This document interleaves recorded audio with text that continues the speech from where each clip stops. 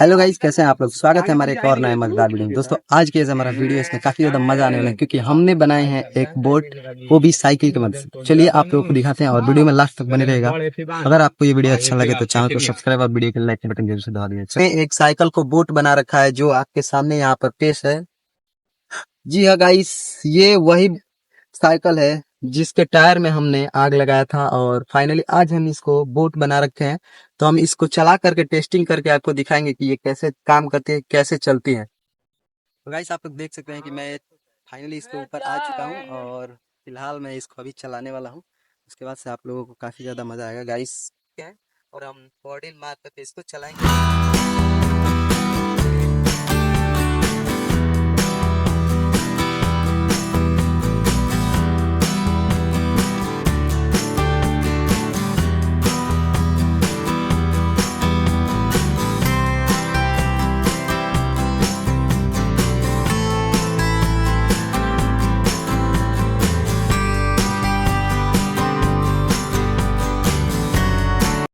यहाँ पर बहुत ही ज़्यादा मज़ा आ रहा है क्योंकि हमारी बोट जो है वो सक्सेसफुली चल चुकी है। और आप देख सकते हैं ये जो हमारे आगे वाला व्हील है इस ये काफ़ी ज़्यादा अच्छे से काम भी कर रहा है और हम इस बोट को अच्छे से चला पा रहे हैं।